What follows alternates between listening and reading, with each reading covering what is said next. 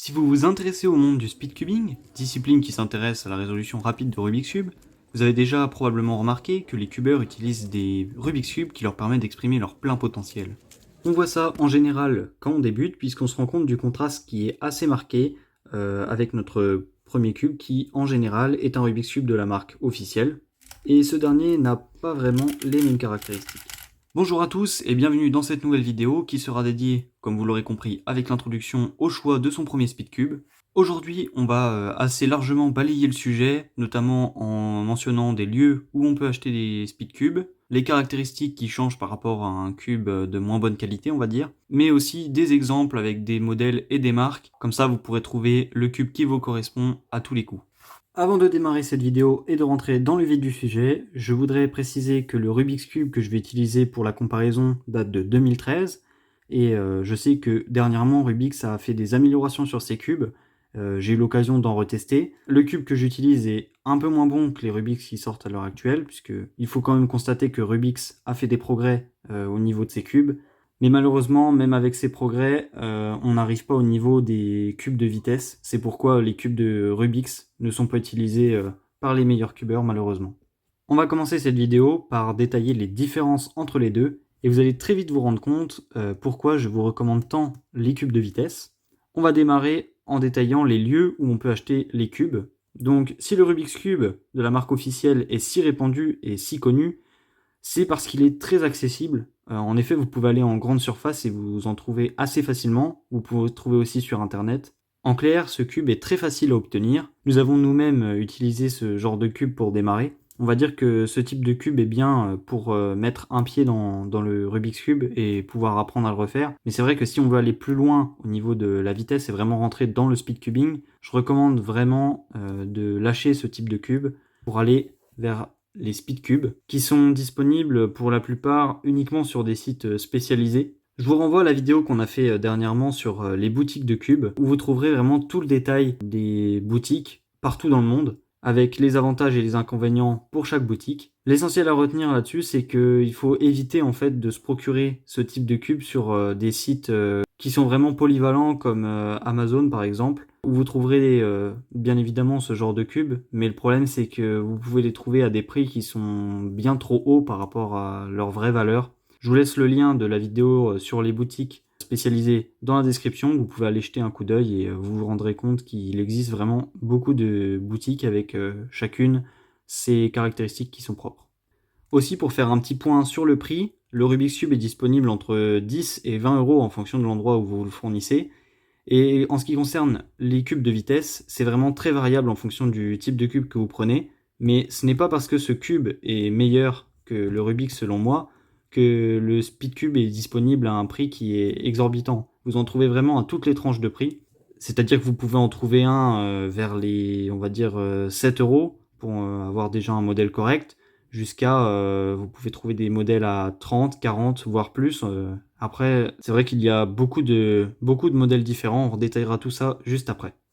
On va maintenant commencer le comparatif des caractéristiques entre un cube de la marque officielle Rubik's et des Speedcubes. Vous voyez qu'il y a plusieurs cubes puisque je vais essayer de vous montrer différents modèles de différentes marques et de différentes époques pour que vous puissiez voir l'évolution des caractéristiques et aussi les particularités de chaque cube, puisque s'il existe autant de variétés de cubes à l'heure actuelle, c'est parce que chacun a un petit peu ses propres caractéristiques et chacun a un petit peu ses avantages bien précis. Donc tout d'abord, on va commencer par la caractéristique de la fluidité, puisque c'est en général pour ça qu'on se rend compte que ces cubes ne sont pas les cubes utilisés par les grands cubeurs, puisque le Rubik's de la marque officielle a vraiment des rotations qui sont difficiles à faire. Les tranches sont vraiment difficiles à tourner. On a l'impression que ça raccroche. C'est vraiment pas terrible. C'est pourquoi, en général, on change assez vite de cube une fois qu'on se lance dans le speedcubing. Et encore, le mien a des rotations qui sont un peu facilitées puisque j'ai mis du lube, donc c'est en quelque sorte un produit pour graisser les Rubik's Cube pour que ça soit plus simple à tourner. Et c'est tout à fait différent sur les cubes de vitesse puisque, comme leur nom l'indique, ils sont plus rapides, donc les tranches sont vraiment très fluides à tourner. Et ça, c'est très pratique puisque ça permet en fait au fur et à mesure, d'engager des rotations et de les tourner avec des doigts bien précis. Donc ça permet d'améliorer l'enchaînement et à la fin on peut vraiment aller très vite avec. Aussi, un paramètre qui va avec la fluidité, c'est ce qu'on appelle le corner cutting. Donc, c'est le fait de pouvoir couper en fait la rotation en fait comme ceci, même si la tranche n'est pas parfaitement alignée. Donc ça, c'est le corner cutting. Vous voyez que sur le Rubik's, on a un tout petit peu ici. On ne peut pas vraiment s'éloigner, parce que là, ici, ça coince. Et de l'autre sens, c'est-à-dire le corner cutting reverse, lorsqu'on va dans ce sens-là, et non plus dans celui-ci, et bien ici, il y a vraiment rien. Sur les Rubik's plus récents, je sais que c'est un petit peu amélioré, mais on n'atteint pas non plus le niveau des Speedcube les plus récents, puisque sur ceux-ci, on peut vraiment aller très très loin, et ça passe.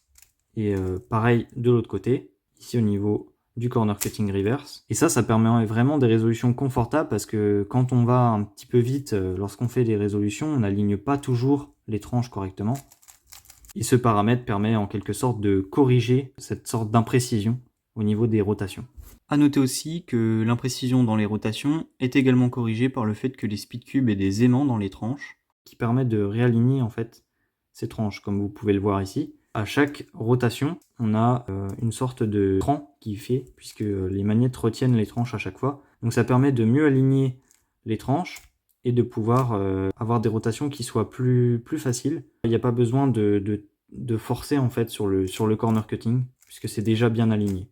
Donc, le cube de vitesse est plus fluide, il est aussi plus souple, puisqu'on a le corner cutting qui permet d'améliorer les résolutions. On a les aimants pour stabiliser, mais ce n'est pas le seul avantage, puisqu'il y en existe encore un autre, qui est probablement l'un des plus importants, puisque sur le Rubik's Cube de la marque officielle, on ne peut pas faire de réglage. J'ai eu connaissance qu'il existe actuellement une version Speedcube du Rubik's, donc celle-ci est réglable, mais autrement les autres, il ne me semble pas qu'elles le soient. Mais les réglages des vrais Speedcube, entre guillemets, sont bien plus élaborés et plus pratiques, puisqu'ici il suffit de retirer en fait la pièce du centre, qu'on appelle la center cap, et on a accès à une vis, donc on peut régler avec un tournevis simplement. Et il existe donc pour ce modèle précisément, puisqu'en fonction des marques, parfois il y a un système de réglage qui est différent. Donc ici il y a une petite couronne avec des crans qui permet de régler la tension au niveau du cube. Le réglage des tensions permet, pour simplifier, de régler la façon dont répondent les pièces à l'étirement en fait, donc notamment lors du corner cutting, la façon dont les pièces sont plus ou moins possibles à étirer lors de la manipulation du cube. Ici, un autre exemple sur un autre cube. Donc ça, c'est un ancien cube de la marque GAN qui a toujours des systèmes un petit peu différents. Et donc ça se règle avec un petit outil qui est fourni, c'est des pièces à tourner. Donc avec des crans définis, ça permet de régler plus simplement. Voilà, ça c'était juste pour vous montrer qu'en fonction des marques, les systèmes de serrage étaient un petit peu différents. Donc l'idée avec ces systèmes de serrage, c'est qu'on peut obtenir vraiment un cube qui nous convient au mieux. Donc vraiment de personnaliser notre cube.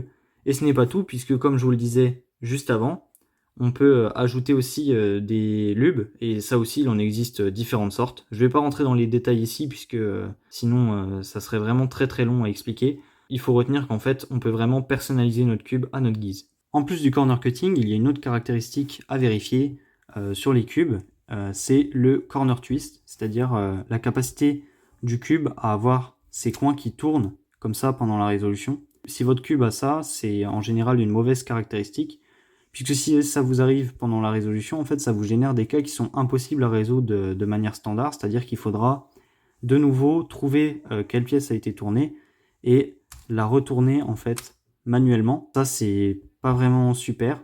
Et à l'époque, ils avaient trouvé pour améliorer le corner cutting le fait d'arrondir en fait les coins, puisque ça faisait ici un trou qui était plus grand. Et donc ça offrait une possibilité de corner cutting qui était plus importante. Mais ils se sont rendus compte qu'en arrondissant les coins comme ceci, on avait aussi la possibilité de corner twist qui augmentait. Pour pallier ce problème, les constructeurs ont essayé de garder les coins arrondis, comme on peut le voir là, mais par-dessus, ils ont rajouté un coin un peu plus anguleux, comme ceci. Et là, ici, le corner twist est un peu plus compliqué, même si on a conservé ici le petit trou permettant de garder un corner cutting vraiment de bonne qualité. Il existe aussi une différence de poids, bon ça reste du détail au début. Il n'y a pas que des différences de poids, on a aussi des différences de taille. Comme vous pouvez le voir, je vous ai montré avec différents cubes. Donc en général, les cubes ils sont plutôt proches de ces deux modèles en taille. 55 mm 5 ici pour celui-ci, ici 56 mm. Donc ça varie en général, on va dire pour être très large, entre 56 et 54 mm. Ça c'est les tailles un peu standards pour le cube à deux mains. Après il y a aussi d'autres modèles qui sont plus petits, comme les deux que vous voyez ici, qui ont été développés à l'époque pour l'épreuve de 3x3 à une main en compétition, puisque on pensait que les cubes plus petits aidaient à faire cette épreuve à une main. Mais certaines personnes préfèrent utiliser aussi des cubes standards pour cette épreuve de 3x3 à une main, donc c'est vraiment selon les préférences de chacun.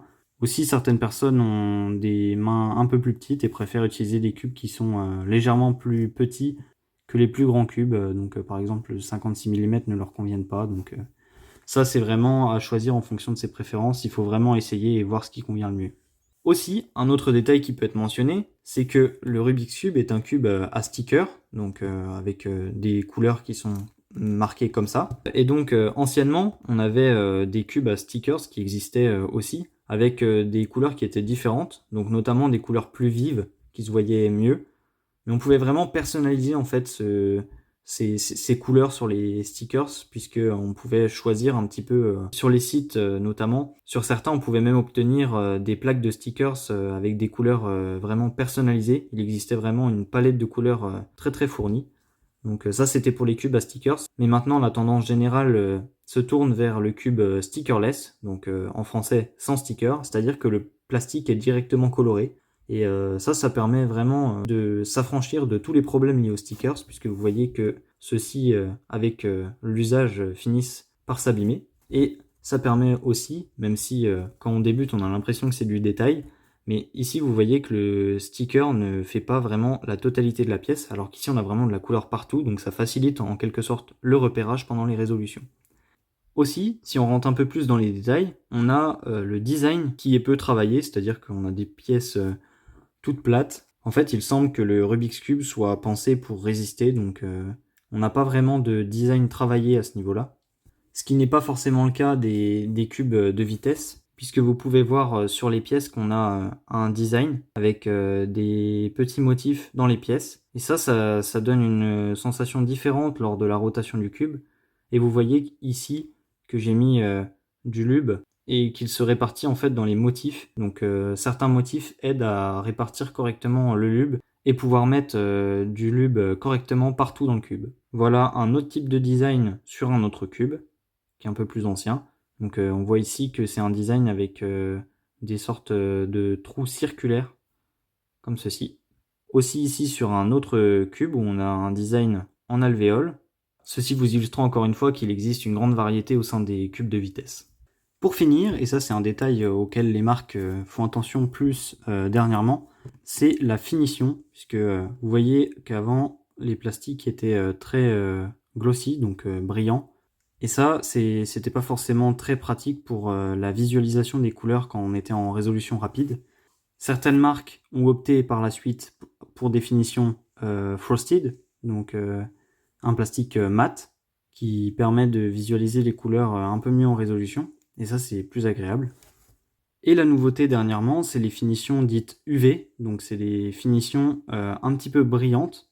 On voit bien à la lumière que ça fait des reflets, mais les couleurs sont plus faciles à visualiser et la texture est un petit peu améliorée. Donc globalement, ce qui reste à l'heure actuelle sur le marché comme très très bon, c'est le frosted, donc le plastique mat. Même au niveau texture, les marques essaient de travailler pour que ce soit plus agréable, et la finition UV.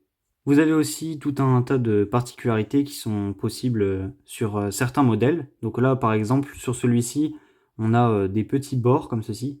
Ça s'appelle des ridges en anglais. Ça permet d'avoir une meilleure prise en main et de pouvoir initier les rotations en étant accroché à ce petit bord. Donc ça fait un appui en plus. Voilà, ça fait un exemple comme ça de particularité. Il faut savoir que il y a vraiment certains modèles qui apportent leur innovation. Donc ça, il faut vraiment regarder au cas par cas. Avec ces informations, j'espère que vous aurez compris que le Rubik's Cube n'est pas vraiment le cube de choix pour pouvoir obtenir des bons temps. Et que vous allez opter plutôt pour un cube de vitesse si vous voulez améliorer vos temps.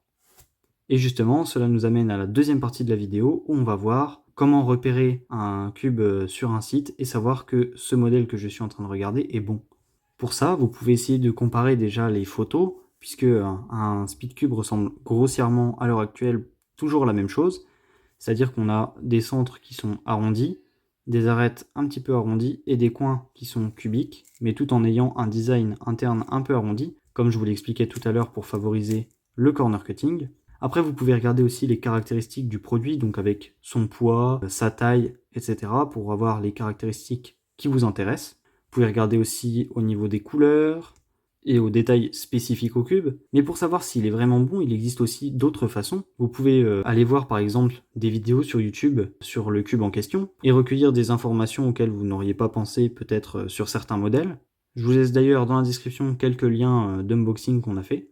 D'unboxing, donc de déballage et même de review, donc pour les avis définitifs sur certains cubes qu'on a fait dernièrement. Aussi, ce que vous pouvez faire, c'est discuter avec des gens. Donc par exemple, vous pouvez nous mettre en commentaire à cette vidéo le modèle sur lequel vous êtes en train de vous tourner. Et on pourra vous donner soit un avis global sur le cube, soit vous donner des précisions si jamais vous le souhaitez. Pour terminer cette vidéo, je vais vous citer les grandes marques du speedcubing, avec aussi quelques modèles que je vous conseille pour démarrer, puisque c'est vrai qu'au début, quand on ne connaît pas trop, c'est un peu difficile de savoir ce qui est le mieux et de connaître les marques des produits phares. Donc tout d'abord, il y a la marque de ce cube que j'aime beaucoup, la marque Moyu. Donc c'est une marque qui produit des cubes de très grande qualité à un prix qui reste assez raisonnable. De cette marque, il y a le modèle RS3M que je vous recommande pour débuter, qui est disponible aux alentours de 10-15 € et qui offre des performances qui sont vraiment très bonnes. Vous ne serez pas limité par le cube avant d'avoir atteint un certain niveau. Il y a aussi le modèle Meilong M qui est très bon aussi. Une autre marque, qui est la marque de ce cube, qui est aussi une autre grande marque dans le marché mondial, c'est la marque GAN.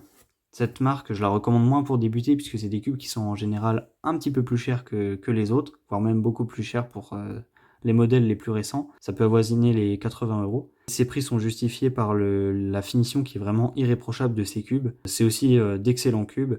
Après, c'est à voir au niveau préférence. Je sais qu'il y en a qui n'aiment pas forcément cette marque. Il faut vraiment essayer et voir si ça nous convient.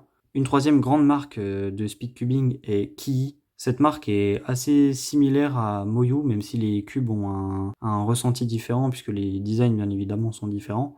En modèle pour débutants, je vous recommande le Kiyi M Pro, qui fait parler de lui, puisque c'est un cube excellent, disponible à un prix quand même assez abordable. Après, autour de ces trois très grandes marques, vous avez aussi d'autres marques qui sont un petit peu moins importantes sur le marché. Vous avez par exemple Dayan, qui était très importante à l'époque, mais qui a presque disparu pendant un moment, et on entend parler de cette marque de nouveau depuis quelques temps. C'est une marque qui est réputée pour ses cubes assez légers, avec des ressentis très doux, donc c'est vraiment caractéristique de la marque. Après, vous avez la marque Yuxin, qui est une marque un petit peu moins importante, qui produit des cubes à bas coût, mais qui sont un petit peu moins finis, donc c'est un petit peu le côté négatif. Mais d'un autre côté, ils sont plus abordables. Donc il y a par exemple le Yuxin Little Magic 3x3M qui est disponible à un prix assez intéressant et qui est très très bon pour démarrer. Après, il existe aussi d'autres marques que je vais simplement vous citer, comme par exemple YJ, X-Man, mais je vais pas vraiment rentrer dans les détails pour ces dernières, puisque c'est vrai qu'il existe vraiment beaucoup de marques à l'heure actuelle sur le marché. Je pense que je vous ai cité déjà pas mal de modèles et ça vous permettra d'en choisir déjà un bon. Voilà, c'est déjà la fin de cette vidéo. J'espère que vous aurez appris beaucoup de choses sur ce qu'est un cube de vitesse et j'espère aussi que vous trouverez un modèle qui correspond à vos besoins. N'hésitez pas à mettre un like si la vidéo vous a aidé, à vous abonner, posez vos questions en commentaire sur des modèles de cubes ou sur des boutiques, on vous répondra au plus vite. N'hésitez pas à partager la vidéo à vos amis si certaines des astuces vous ont aidé. Et puis je n'ai plus qu'à vous dire à bientôt pour une autre vidéo. Salut!